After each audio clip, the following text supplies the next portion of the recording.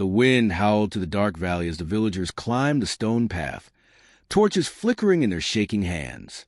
Every year, this path was walked by one unlucky soul, one chosen to keep the dragon's wrath away. This year it was Elier. The boy walked barefoot, his wrists tied with rough rope. The villagers didn't look him in the eye. They whispered prayers, but no one dared speak his name aloud. He was already a ghost to them. At the mountain's edge, they reached the altar, a slab of black stone scorched by dragon fire. Clouds swirled above, glowing faintly with crimson light. The air smelled of rain and ash.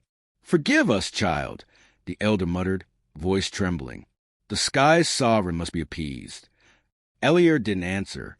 His heart pounded, but he refused to cry. He had known this day would come since he was small.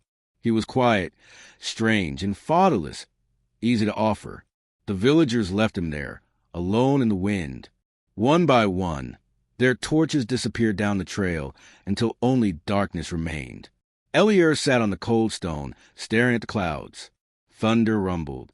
Somewhere deep in the storm, something stirred, something alive. He took a deep breath. "If you're real," he whispered, "come then." Lightning split the sky. The mountain trembled as wings larger than houses unfolded from the clouds. A shadow passed over him, massive, ancient, and alive with fire. The air burned with its breath. The dragon landed before him, the ground shaking beneath its claws. Its scales shimmered like molten gold, and its eyes glowed like suns. When it spoke, the sound wasn't just heard, it was felt like thunder rolling through his bones. "Another human offering," the dragon said. "How many of your kind must they give before you learn?" Elier stared up, his voice small but steady. "If it will save them, then take me." The dragon tilted its head, studying him. "You do not beg for your life?" He shook his head. "There's no point." The dragon lowered its snout until its eye filled his vision. He could see himself reflected there, small, fragile, trembling. But then the dragon's gaze flickered with something strange, confusion. "Your name," it said slowly. "Speak it." "Elier," he answered. The dragon froze. The storm quieted. The clouds around them seemed to pulse with golden light. "Elier," the dragon repeated, voice softer now. "The name of the lost heir." The boy frowned. "What are you talking about?" The dragon's chest rumbled with a low growl, not of anger, but of realization. It stepped back, circling him. "You carry it," it whispered. "The mark." Elier looked down. His sleeve had burned away, and faintly glowing on his arm was a symbol, a circle wrapped in wings. It pulsed gently with light. "What is this?" he asked, voice shaking. The dragon lowered its head until he could feel its warm breath. "It is the crest of the Sky Kings, the rulers who once united humans and dragons. Long ago, your kind betrayed them. We thought the line had ended." Elier backed away, shaking his head. "I'm no king. I'm just no one." The dragon's golden eyes narrowed. "No one? Then why does the sky answer to your name?" Thunder boomed again, louder this time. The storm above twisted into a spiral of fire and wind, and from it came a deep, ancient voice. Not the dragon's, but something older. Elier, heir of balance, awaken. The mark on his arm blazed with light, and for a moment, Elier saw visions. A grand city of clouds, humans and dragons standing together, a throne of flame, and a crown made of starlight. Then the vision was gone, and he fell to his knees, gasping. The dragon, Elthera, though he did not yet know her name, looked down at him with something almost like fear. "The prophecy was true," she whispered. "The Prince of Two Worlds has returned." "I'm not a prince," Elier said, his voice cracking. "I don't even know what that means." "You will," the dragon said. Then, with surprising gentleness, she lifted him with her claw and placed him on her back. "Where are you taking me?" he asked, holding on tightly as her wings unfolded. "To the Sky Throne," she said. "You were never meant to die here." As she rose into the storm, the ground below shrank into darkness. The wind whipped his face, and fear turned into awe. He looked down at the burning horizon, and then up into the storm that swallowed them both. Below, the villagers saw the dragon vanish into the clouds, But this time, no body fell from the sky. The elder fell to his knees, staring upward in disbelief. The offering had been taken, but the fire never came. In the heavens above, a boy who was once a sacrifice clung to the back of a golden dragon. Fly into a world that had forgotten his name, a world that would soon remember. And for the first time, the storm didn't sound angry. It sounded like it was calling him home. The clouds stretched endlessly, glowing gold and silver as the great dragon carried Elior through the sky.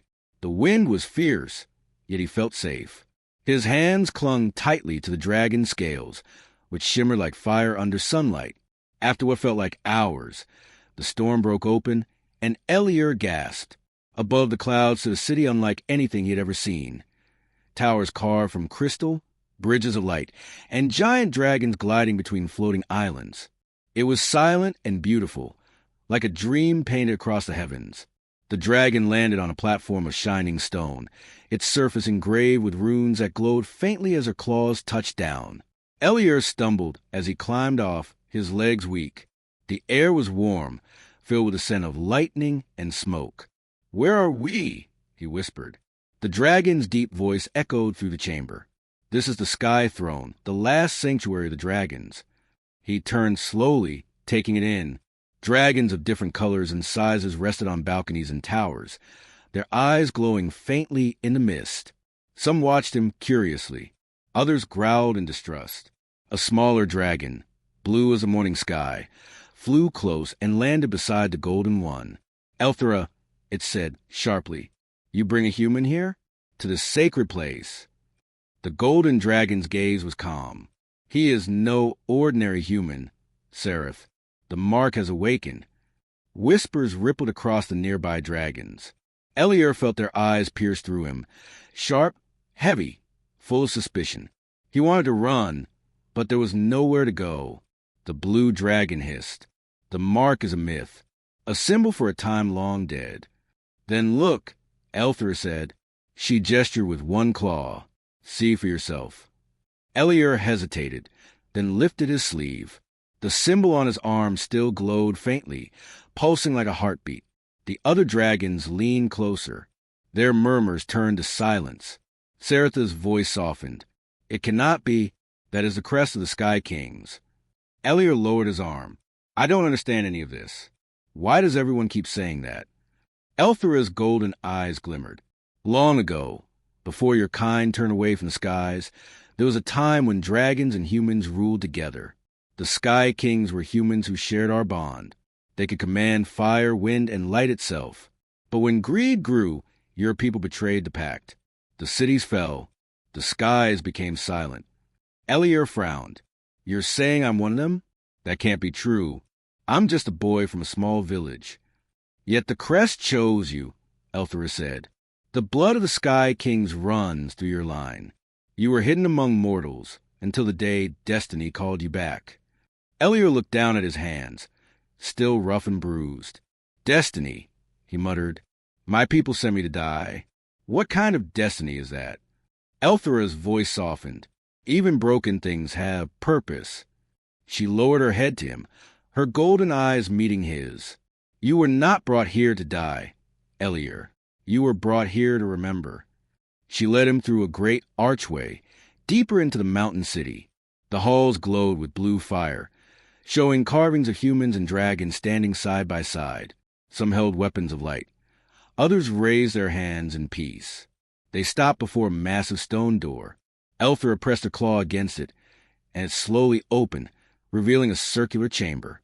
In the center stood a single pillar, covered in dust. "This is the Heartstone," Elthera said.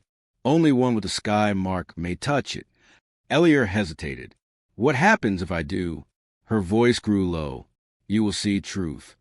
He stepped forward, his heart pounding. As his fingers touched the stone, a flash of light burst from it, flooding the chamber. The walls disappeared, and suddenly Elior saw visions, skies filled with dragons and humans flying together, cities of gold and crystal, and a throne of flame floating above the clouds. Then the vision darkened. He saw war, dragons burning, humans fighting each other, and the skies turning black. At the end of it all, a single boy was hidden by a dying queen. marked with crest and sent away to be forgotten. The vision faded, and Elier fell to his knees, gasping. Elthra's voice was gentle but firm. Now you understand. You were the last descendant of that line. He looked up at her, shaking his head. So what am I supposed to do? Rule dragons? Lead humans? I don't even belong anywhere. Elthra's wings spread wide, her golden light filling the chamber. You belong to both. Outside, thunder echoed across the mountains, and the other dragons bowed their heads low. For the first time in centuries, the mark of the Sky Kings had awakened, and the air itself seemed to hum with energy. Elier stood slowly, still trembling, but something new had entered his eyes. Not fear, but fire. What do I do now? He asked. Elthra smiled, her fangs glinting like stars. Now you learn to fly. As the chamber doors opened, a rush of wind swept through. The dragons roared as one, their voices shaking the skies. And somewhere deep inside him, Elier felt it, the spark of something ancient stirring awake. He was no longer just a sacrifice. He was something far greater. The days passed quickly in the city above the clouds. Elier trained from dawn till dusk under the watchful eyes of the dragons. His body grew stronger, his movements sharper, and his mind clearer. Elthra taught him how to hear the wind, how to balance his breath with the beating of a dragon's wings, and how to call fire from within. But every night, when the torches dimmed, he saw flashes of his old village. His people bowing before mountains, sent him away to die. He didn't hate them anymore. He only wondered what had made them so afraid. One morning, Elthra called him to the high balcony where the wind was strongest. The sky looked strange, darker, restless. The storms grow fierce, she said. It means they are moving. Elier frowned. Who? The Sky Hunters, she answered. Humans who turned against the dragons centuries ago. They believe your kind must rule the stars alone. When the pact broke, they fled into the void, building ships and weapons from what they stole from us. They have waited, watching the skies. Elier's heart sank. You mean they're coming back? They already have, she said quietly, and they know you live. A deep rumble echoed through the air. In the distance, glowing shapes appeared between the clouds, metal ships, cold and sharp, cutting through the mist like blades. The dragons roared in alarm. Elthra turned to him. This is no training now. The hidden war has begun. Flames lit the city as dragons took flight, filling the sky with golden fire. The invaders moved fast, their ships firing beams of white light that burned through the towers. Elier stood frozen, his hands shaking. Elier, Elthra's voice thundered. You must go to the Heartstone. It will protect you. But I can help, he shouted. Not yet, she roared, wings spreading wide. You are not ready to lead, but the skies will fall if you die. He ran through the burning halls, the ground trembling beneath him. Dragons fought outside the windows, lightning flashing as metal clashed against fire. He reached the Heartstone chamber, but it was not empty. A tall figure stood before the glowing stone. A human, wearing black armor covered in blue lights, his face hidden behind a metal mask. So, the man said, his voice cold, the lost prince of the Sky Kings returns. How poetic. Elier stepped back. Who are you? I am General Corrin of the Sky Hunters, the man said. Your ancestor betrayed us. Because of your kind, our people were cast down from the stars. But now we will rise again, and the dragons will burn for what they did. Elier clenched his fists. The dragons didn't destroy you. Your own hate did. Corrin laughed softly. Then let us see whose fire burns brighter. He raised his hand, and energy crackled from his armor. Elier barely dodged as lightning struck the floor beside him. He felt the power surge in his arm, the mark glowing like a living flame. He reached toward the Heartstone, and it answered him. Light exploded through the chamber. The stone's energy wrapped around him, forming a shield of gold. Corrin staggered back, shouting in surprise. Elier didn't understand what he was doing. He only followed instinct. The power felt alive, like Elthra's heartbeat echoing through his veins. With a cry, he raised his hand, and a wave of golden fire burst outward, slamming Corrin into the wall. But the general only laughed. You think you can win? You are a child playing with old power. When your ancestors left the skies, they forgot how to control it. You will destroy yourself before you destroy me." Eliur's strength wavered. The fire flickered. Then, through the smoke, Elthera burst into the chamber, her wings filling the space with light. She struck Corn with her tail, throwing him across the floor. "Touch him again," she snarled, "and I will show you what true fire is." Corn staggered his feet, his armor cracked. "You cannot stop us," he hissed. "Even now, our fleet surround your skies." He pressed a button on his wrist, and his form shimmered, vanishing in a flash of light.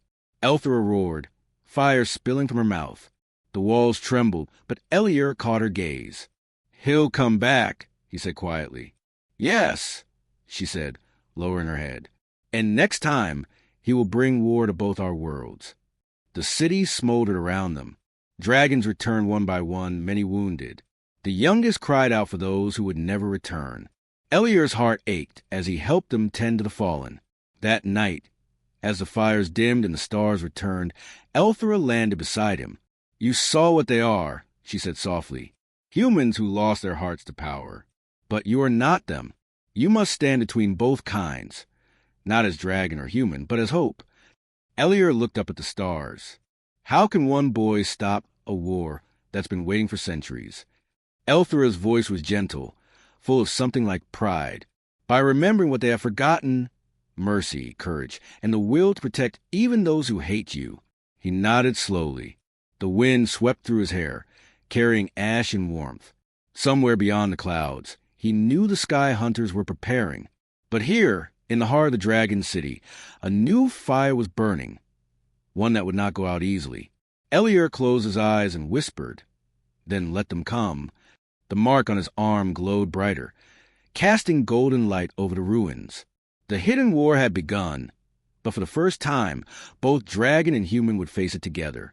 The sky burned red over Dravanta, the dragon city in the clouds. Smoke coiled between the towers, and the sound of wings filled the air. Eliur stood on the highest balcony, looking out at the horizon where human ships floated like metal predators. The war had come faster than anyone expected. The sky hunters had returned in full force.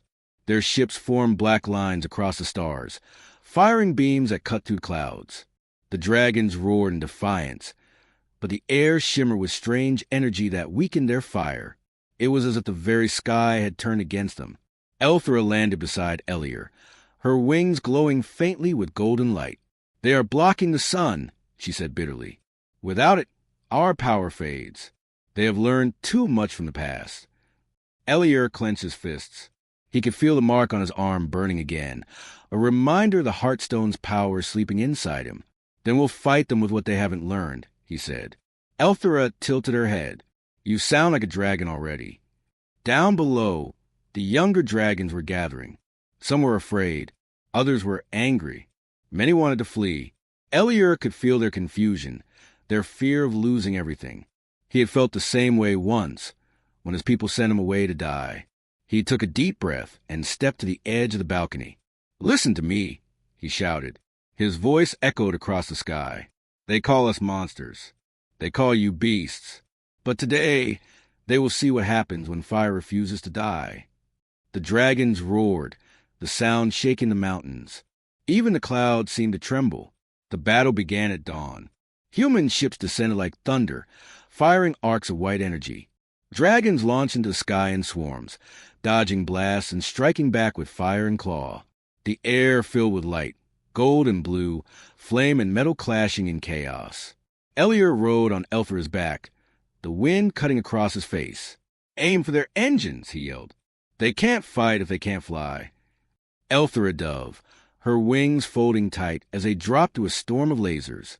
She unleashed a burst of fire at the nearest ship, melting its side. The metal glowed, twisted, then exploded. Eliur shielded his eyes as debris fell toward the mountains below. But for every ship they destroyed, two more appeared. The humans were prepared. Their machines were faster and stronger than before. Then, a new sound filled the sky, the deep hum of something enormous. A massive ship broke through the clouds, larger than any dragon. Its surface was covered in glowing symbols. Eliur's heart froze. "The command ship," Elthera said grimly. "Corin is here." Beams of pure energy burst from the ship's sides, striking dragons mid-flight. The sky turned white with explosions. Eliur felt Elthera flinch as one beam grazed her wing. She dropped suddenly, struggling to keep balance. "Hold on," she cried. They crashed through a field of smoke, landing hard on a mountain ridge. Eliur rolled off her back, coughing. "Are you okay?" She grimaced. "It's only a burn. I can still fly." Before she could take off again, a voice echoed from above. "You can't run this time, boy." Corin descended from the sky, carried by his armor's glowing thrusters. His mask gleamed in the firelight. Behind him hovered smaller drones, all armed. Eliur stood, dust and ash on his face. "You won't win," he said. "I already have," Corin replied. "Your dragons are dying, your city burns, and the stars will soon belong to us again." Elthera growled, her eyes blazing. "You speak like a coward hiding behind machines." Corin aimed his weapon. "And you speak like a dying relic." He fired. Elthera lunged in front of Eliur, the blast hitting her chest. She roared in pain and fell. Eliur shouted her name, running to her side. Her scales glowed faintly, smoke rising from a wound. Corin stepped closer, his weapon humming again. "Move aside, boy. I'll make it quick." Something inside Eliur broke. The mark on his arm flared, flooding his veins with golden light. He looked up, his eyes burning with fire. "You should not have touched her." The power burst from him in a shock wave. The ground cracked, fire spiraling upward. Corin staggered back, raising his shield, but it shattered under the force. The flames took shape, not wild but focused, wrapping around Eliur like armor. He moved faster than he ever had before. One strike sent Corin flying back. Another hit destroyed his drones. Sparks filled the air. Corin tried to counter, but Eliur's fire broke through his armor. The general crashed into the rock, his mask cracking. "You are not human," Corin hissed. Eliur stood over him, flames flickering across his arms. "Maybe I'm not," he said quietly. "Maybe I'm what humans and dragons should have been, together." He turned as Elthera stirred weakly. "Eliur," she whispered, "the fire answers you." He nodded. "Then let's end this war." Together, they rose. Elthera spread her wounded wings, fire sparking from her scales. Eliur climbed onto her back once more. The dragons saw him rise through the smoke and rallied, their roars shaking the air. "Fire rebellion," Elthera shouted, her voice echoing across the mountains. Every dragon answered. The skies turned gold. Flames filled the clouds as dragons and humans clashed one last time. Eliur's fire led them bright, pure, unstoppable. The command ship shuddered as he struck it head-on, the Heartstone's power burning through its core. The explosion lit the heavens, scattering the darkness. And when the light faded, the sky was quiet again. Elthera and Eliur hovered in the glowing dawn. The sun finally broke through the clouds, and for the first time, it felt like hope. The fire rebellion had begun, and it would not be forgotten. The war was over. The sky, once filled with fire and smoke, now stretched wide and blue. The ruins of ships still floated among the clouds, quiet and broken. The dragons had won, but at a great cost. Many were gone, and those who survived carried the marks of battle. Eliur stood at the edge of the mountain fortress, looking down at the world below. The air smelled of ash and rain. He could see human villages rebuilding, smoke rising from their chimneys. This time not from fear, but from life beginning again. Elthera rested nearby, her massive wings folded against her sides. Her scales, once golden and bright, were now darkened by burns and scars. But her eyes still shone, proud and warm. "You brought peace, little prince," she said softly. "You gave fire a reason to live again." Eliur smiled faintly. "You make it sound easy," he said. She let out a low, rumbling laugh. "Nothing about this was easy. That's why it will last." Eliur turned his gaze to the horizon. "Humans are afraid of dragons," he said quietly. "And dragons have every reason to hate humans. How do we fix that?" Elthera lowered her head beside him. We don't fix it in one day, she said. We build it in time.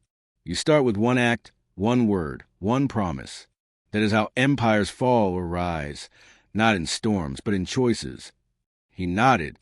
He had been called many things: sacrifice, boy, weapon, savior. But now, looking at both the dragons and the humans waiting below, he felt none of those titles fit. He wasn't above them. He was part of both. A messenger dragon landed near them, bowing deeply. "The humans are asking for you," it said.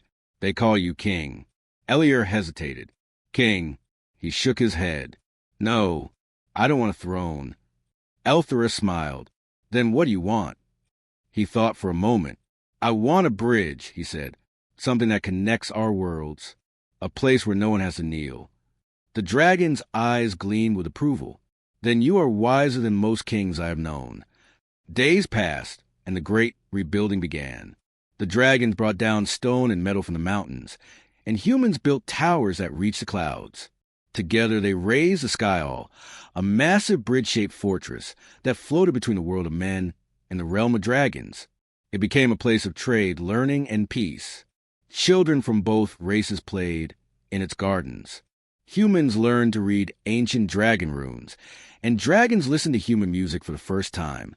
Slowly, the fear began to fade. Still, not everyone trusted this peace. There were whispers. Humans who called Eliur a traitor, dragons who said he had weakened their kind. But Eliur didn't respond with anger. He worked harder, showing them through actions what he believed.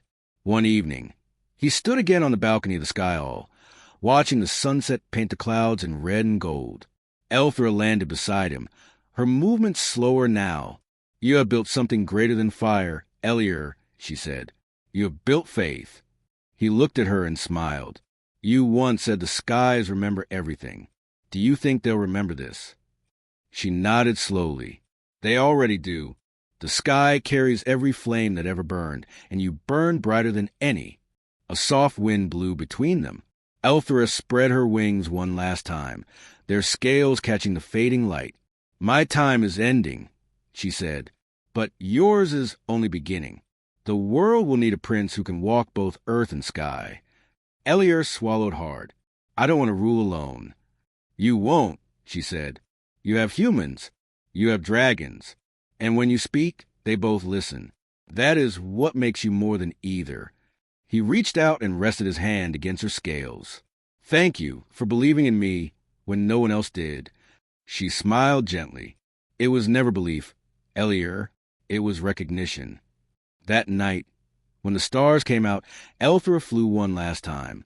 Her wings shimmered like starlight as she rose higher and higher, until she vanished beyond the clouds. The next morning, the humans and dragons gathered in silence. Eliur stood before them, wearing simple clothes, no crown, no armor. "We have lost much," he said, "but what we gained is worth more than gold or fire. From this day, no human will bow to a dragon, and no dragon will fear a human. We share the same sky now. Let's protect it together." The crowd roared with agreement. Fire and voices filled the air as both sides cheered his name. As the sun rose, its light touched the Sky Hall, making it glow like a second dawn. Eliur looked up at the clouds where Elthera had disappeared and whispered, "The sky belongs to both." And somewhere, high above the world, thunder rolled softly, like a dragon's laughter echoing across eternity. The boy once sent to die had become a symbol of hope. The dragons called him Prince of Two Worlds, and the heavens themselves bowed in silence.